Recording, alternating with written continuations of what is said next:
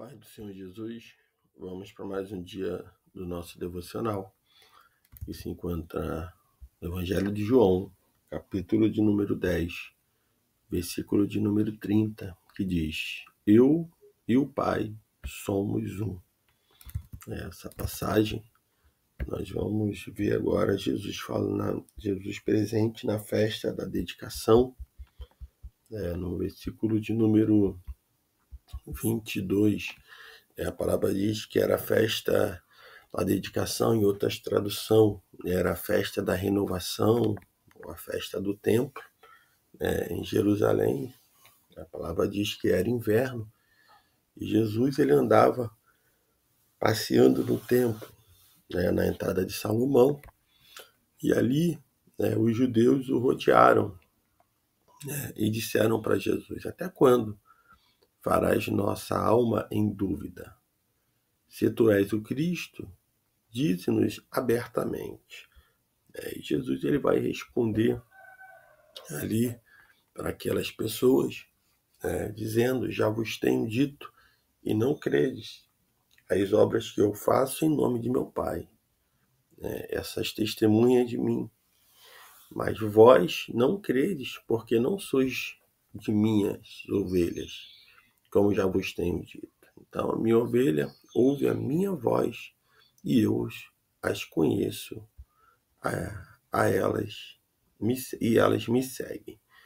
Nós vamos ver o Senhor falando com todos eles, dizendo que já tinha dito a eles, e eles não creram nas obras que Jesus fazia no nome do Pai. Já vos tenho dito. Então, tudo que Jesus tinha dito, por exemplo, eu sou, se identificando ali como o Filho de Deus, era uma clara indicação de que ele era o Cristo, de modo que quem ainda hesitava em crer ou colocava isso em dúvida, era incrédulo ou estava mal intencionado. Então, ali todos estavam vendo os milagres, o que Jesus estava falando, ensinando, pregando, e muitos não davam ouvido. Então estavam ali como incrédulos, como pessoas que não criam ou estava mal intencionado ali buscando uma ocasião para poder prender Jesus. Nós vamos ver que mais à frente, no versículo 28, no versículo 27 ainda, ele diz: minhas ovelhas ouvem a minha voz e eu as conheço e elas me seguem.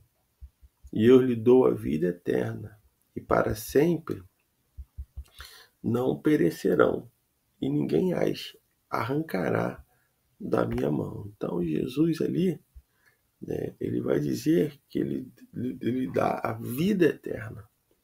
Então vamos ver que a salvação é um presente dado por Deus. E o papel do homem é apenas de aceitar esse presente.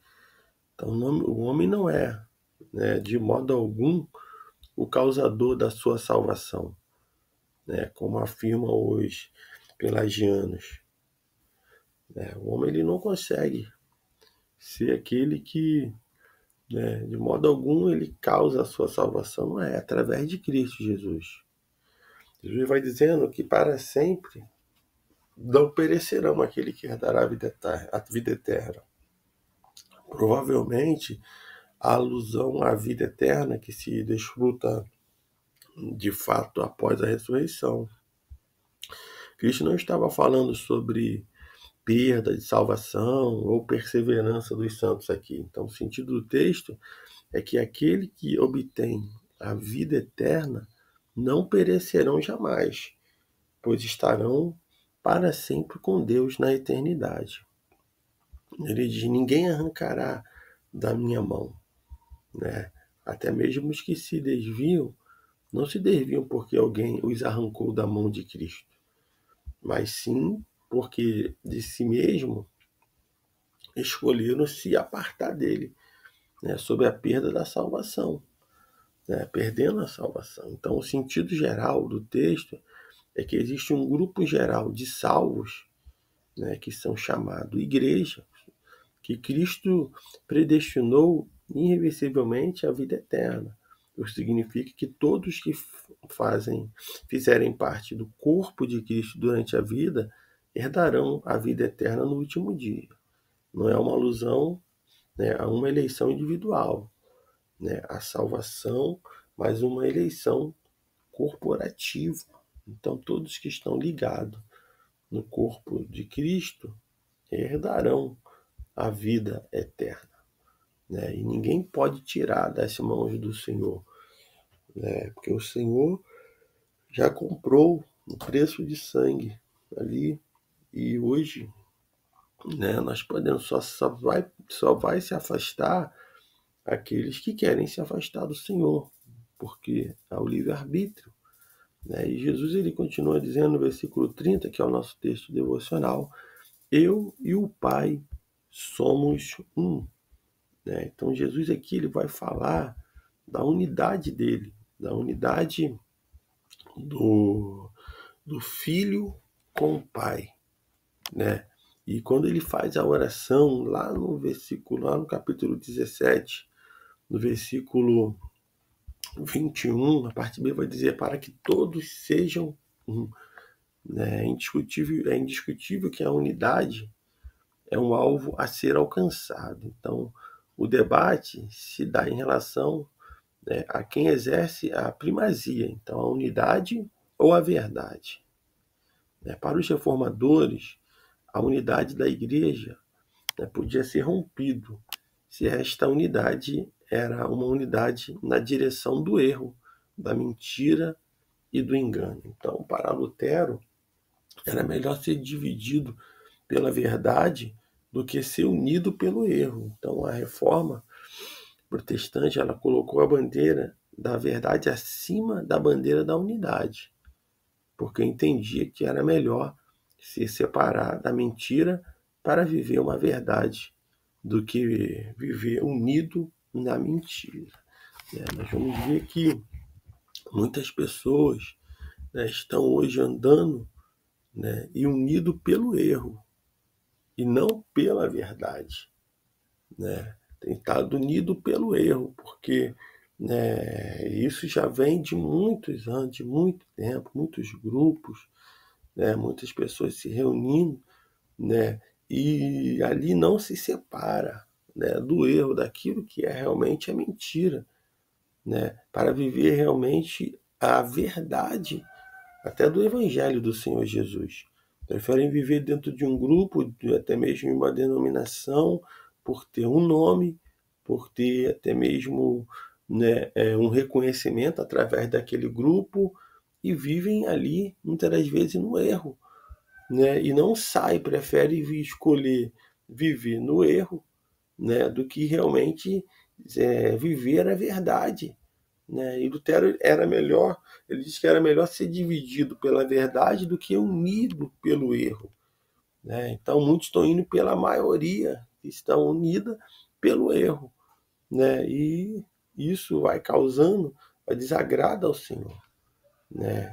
Isso é algo que, né, a unidade, né, é algo que o Senhor já demonstrava ali ser com o Pai, que todos sejam um, como o Pai era um, é um com o Filho. Então a reforma protestante ela colocou a bandeira da verdade acima da bandeira da unidade, porque entendia que era melhor ser separado da mentira para viver uma verdade do que viver unido na mentira.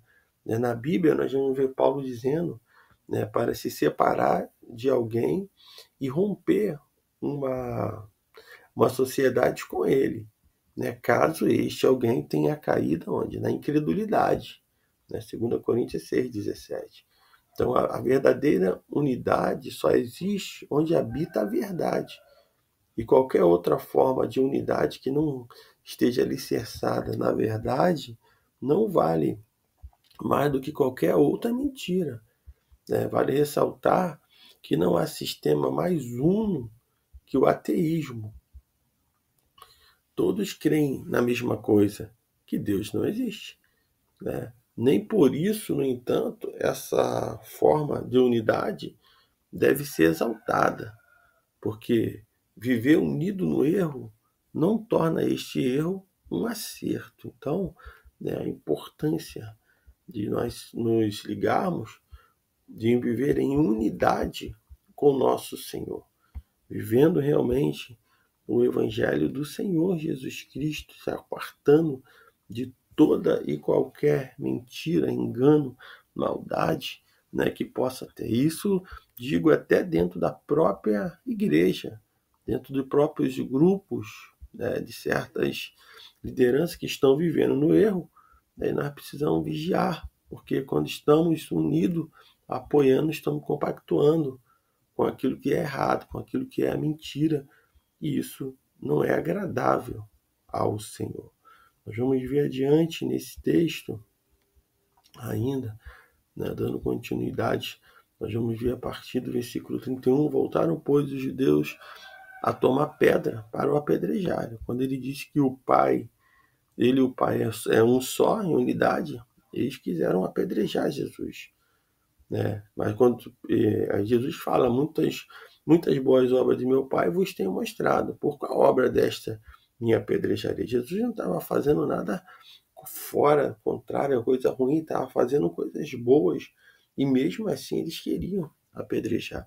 Respondeu Jesus, não está escrito, Jesus vai responder, não está escrito em vossa lei? Eu disse, sois deuses? Quando Jesus ele se refere a isso, sois deuses, não está falando literalmente, não literalmente um falso Deus, como o Baal, mas deuses, no sentido de quê? De ser filho de Deus, por ter sido feito à imagem e semelhança do Criador. Então a escritura não pode ser quebrada. Nenhum argumento ou razoado humano pode se sobrepor à escritura sagrada, cuja autoridade é suprema, e final. Então, assim como, Cristo ele é o nosso Salvador, e nós somos cristãos, que quer dizer pequenos Cristo, assim também é Deus. Ele está falando aqui dos deuses no sentido de ser filho de Deus, de estar em unidade com o Senhor. Nós vamos ver que mais à frente, no versículo, ele vai dizer no 35, pois a lei chamou Deus aqueles para quem a palavra de Deus foi feita. A escritura não pode ser quebrada. A mim, a quem o Pai santificou, e ao mundo enviou, dizeis vós de blasfemas, porque dizes, sou filho de Deus.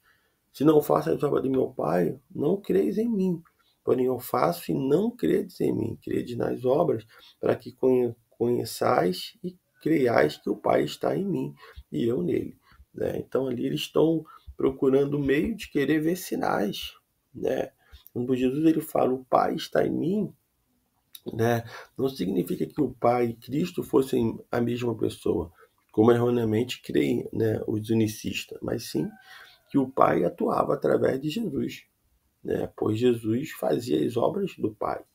Então, os milagres que Jesus fazia, era Deus que fazia por meio dele, Ou seja, o Pai captava o Filho para que este realizasse os milagres. Então, a Bíblia também diz que Deus fazia milagres extraordinários através de Paulo, lá em Atos 19:11.